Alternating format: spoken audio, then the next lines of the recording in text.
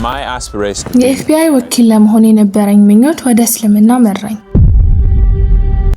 ከኤፍቢአይ ጋር አብሮ ይሰራ የነበረ የቤተሰብ ወዳጅ ነበረን። እናም በአንድ ወቅት እኔ የኤፍቢአይ ወኪል መሆን እፈልጋለሁ፣ ምን ማጥናት ይኖርብኛል ብዬ ጠየቅኩት። እሱም አረብኛና የፋርስ ቋንቋ አጥና አለኝ። በመጀመሪያው የኮሌጅ ዓመቴ ራሴን የአረብኛ ቋንቋ ተማሪ ሆኜ በኤፍቢአይ ውስጥ ለተለያዩ የሥራ መደቦች ሳመለክት አገኘሁት። 2 የልምምድ ዕድሎችንም አገኘሁ። ከዚያም የደህንነት ተንታኝ የመሆን የሥራ ዕድልም ቀርቦልኝ ነበር። በኤፍቢአይ ቆይታዬ ውስጥ በከፍተኛ ምስጢርነት የሚያዙ ነገሮች ነበሩ። ከጥቂት ዓመታት በኋላ ግን ራሴን በተገላቢጦሽ ሁኔታ ውስጥ አገኘሁት። በአንድ ወቅት ለኤፍቢአይ ስሰራ ቆይቼ በኋላ ደግሞ በዳኞች ፊት ቆሜ ራሴን ስከላከል ነገሩ እንደ አዙሪት ሆነብኝ። ያኔ ቁርአንን ማዳመጥ ጀመርኩ።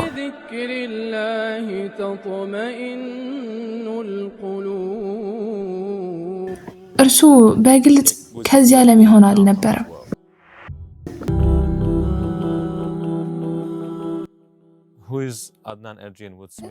አድናን ኤድሪያን ዎልድ ስሚዝ ማን ነው? ቢስሚላህ ወልሐምዱሊላህ ወሰላቱ ወሰላሙ ዐላ ረሱሊላህ። አድናን ተብዬ ከመታወቄ በፊት በዋናነት ኤድሪያን በሚለው ስሜ ይታወቅ ነበረ።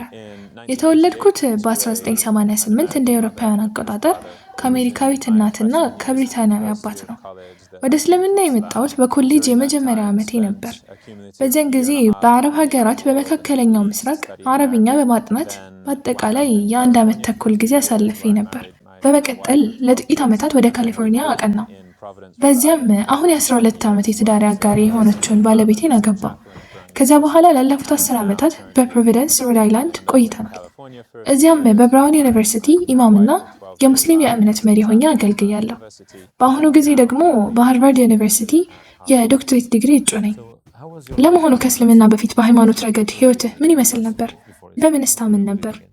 ሁሉንም ዝርዝሮች አላስታውስም። ነገር ግን እናቴ እንደምትነግረኝ ከሆነ የ7 ዓመት ልጅ ሳለሁ ቤተክርስቲያን እንድንፈልግ የቤተክርስቲያኑ አባል እንድንሆንና በመጨረሻም እንድጠመቅ አጥብቄ የጠየኩት እኔ ነበርኩ።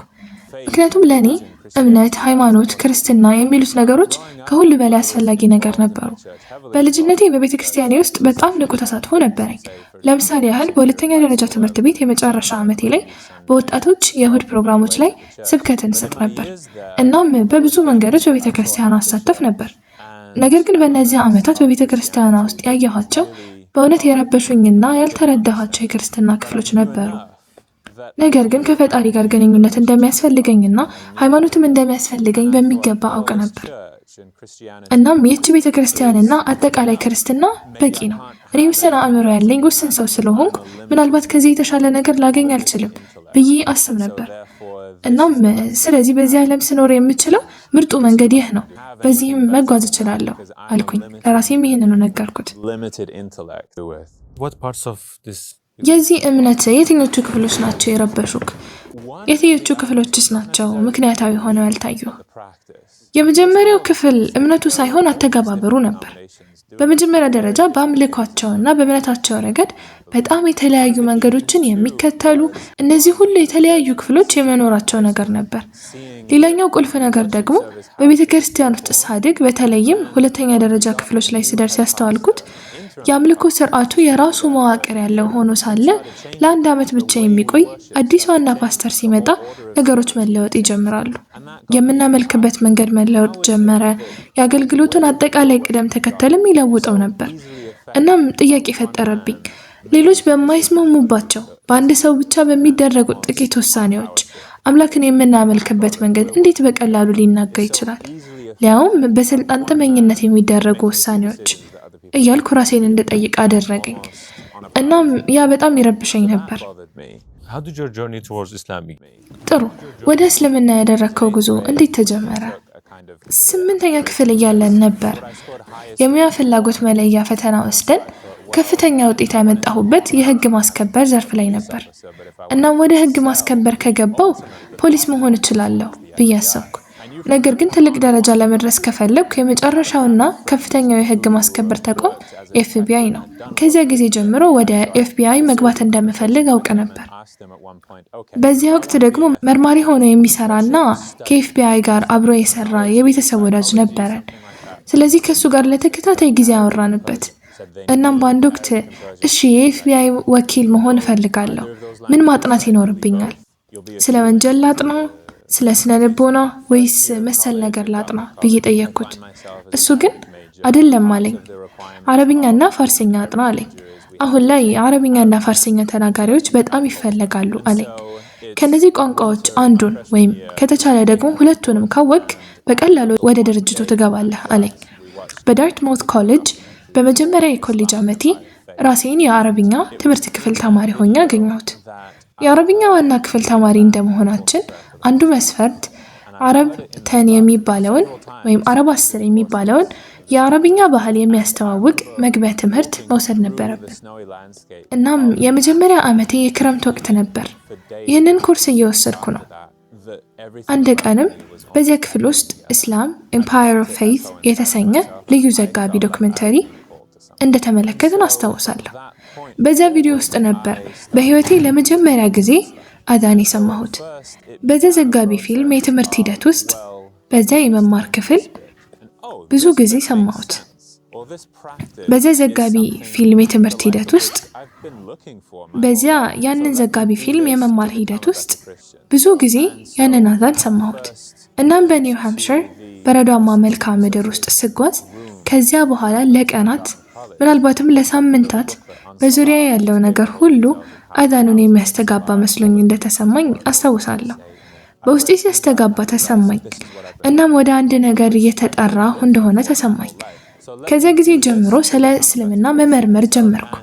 ስለዚህ በመጀመሪያ እስቲ ይህንን ክፍል ልረዳ በሚል ሂደት ነበር የተጀመረው እና ሲቀጥልም ይህ ክፍል ግን ምክንያታዊ ነው ወይ ደግሞ ይህ ተግባር በህይወቴ ሙሉ ስፈልገው የነበረው አይነት ነው እያልኩ ቀጠልኩ።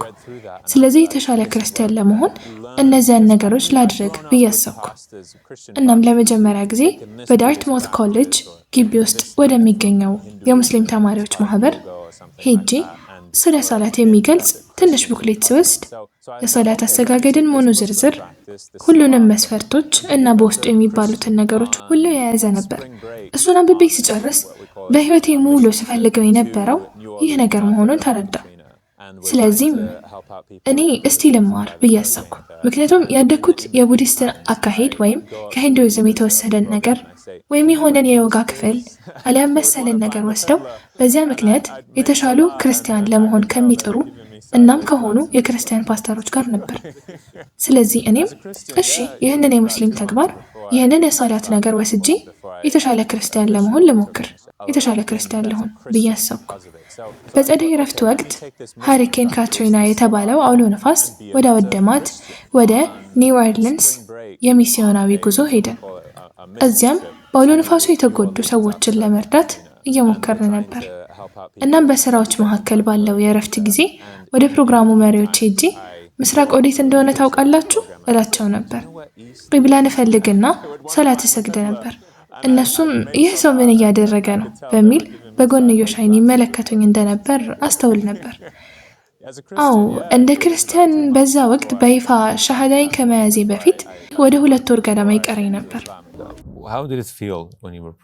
አንተ ክርስቲያን ሆነክ ስትሰግድ ስትጸልይ ግን ምን ተሰማ? ያ መልስ ለማግኘት ይጓዝ የነበረው እና በህይወት ውስጥ በእነዚህ ጥያቄዎች ይሰቃይ የነበረው ትንሹ ልጅ ኤድሪያን በመጨረሻ ሰላሙን እንዳገኘና በመጨረሻም መልሶቹን እንዳገኘ ሆኖ ተሰማው። ስለዚህ ከ2 ወራት የእስልምናን ክፍሎች የመቀበል ሂደትና ይህ እዚህ ያለው አተገባበርና እምነቴን፣ ተግባሬን፣ እንደ ክርስቲያን ህይወቴን ይገልጽልኛል በማለት ካሳለፍኩት 2 ወራት በኋላ ለጁምዓ ሰላት ለሁለተኛ ጊዜ በሙስሊም ተማሪዎች ማህበር ክፍል ውስጥ ራሴን አገኘሁት። ያንን የአምልኮ ስርዓት ተከታትዬ ተቀመጥኩ። ይህም በማደግ ላይ ሳለ ወደ ቤተ ክርስቲያን በመሄድ ካየሁት ፍጹም የተለየ ስርዓት ነበር። በአምልኮ ስርዓት ውስጥ የሚያስፈልገኝ ነገር ሁሉ በቃ እዚያ ያለ ይመስለኝ ነበር። የተደረገው ንግግር ወይም ኹጥባ በቀጥታ እኔን የሚያናግረኝ ነበር። ሙሉ በሙሉ ተያያዥነት ያለው ነበር። ከፈጣሪ ጋር እንዳገናኘኝ ተሰማኝ። እናም ሁላችንም ተሰልፈን አጎንብሰን እና ሱጁድ የምናደርግበት ያ ስርዓት ከዚህ በፊት ካጋጠመኝ ከማንኛውም ነገር የተለየ ነበር። እናም ከዚያ የአምልኮ ስርዓት በኋላ በካምፓስ ውስጥ ባለው ትንሽ የሰላት ክፍል ውስጥ ተቀምጫለሁ። ከዚያም ከራሴ ጋር መነጋገሩን ቀጠልኩ። እሺ እንግዲህ እነዚህን ሁሉ የእስልምና ክፍሎች እየወሰድኩ ነበር። በክርስትና ውስጥ ያለኝ ተሳትፎ ይሄውና። ይህ ያደግኩበትና በክርስትና ውስጥ ዋጋ የሰጠሁት ነገር ነው እያሰብኩ ባለፉት ጥቂት ወራት ውስጥ ደግሞ ይህንን ያህል የእስልምና ክፍል፣ ያንን የእስልምና ክፍል፣ ያኛውንም የእስልምና ክፍል ወስጃለሁ። እዛም ተቀምጬ እየተመለከትኩና እያሰብኩ ከክርስትና ይልቅ በእስልምና ላይ የበለጠ ተሳትፎ እንዳደረግኩ ማየት እችላለሁ። ስለዚህ ይህ ነገር ሙስሊም ያደርገኛል ብዬ ገምታለሁ አልኩ ለራሴ። ስለዚህ እዚያ ተቀምጬ እኔ ሙስሊም ነኝ ብዬ አሰብኩ። እናም ያኔ ነው ወደ ኢማሙ ሄጄ ሙስሊም መሆን እፈልጋለሁ፣ ሻሃዳይን መያዝ እፈልጋለሁ ያልኩት። ይገርማል። ስለዚህ ልጠይቅ የፈለግኩት ክርስትናን ለምን ተውከው?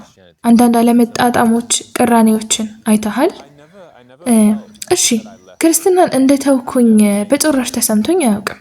እነዚህ ሂደቶች በተለያዩ ተግባራትና እምነቶች አማካኝነት የተሻለ ክርስቲያን ለመሆን የተደረገ ምርጫ ነበር ከጀምሩ።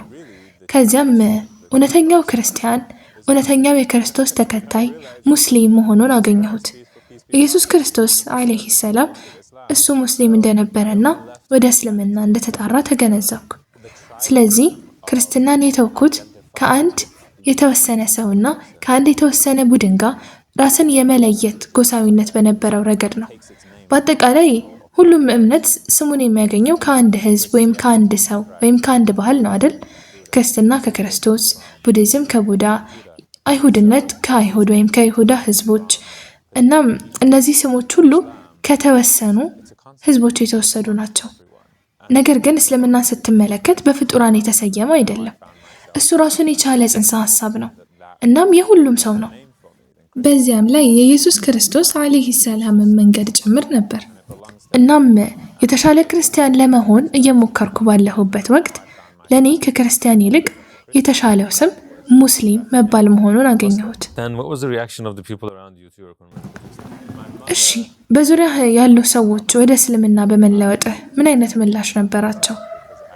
እናቴ ነገሩን ተቀብላ ለመምጣት ጥቂት ወራት ፈጅቶባታል።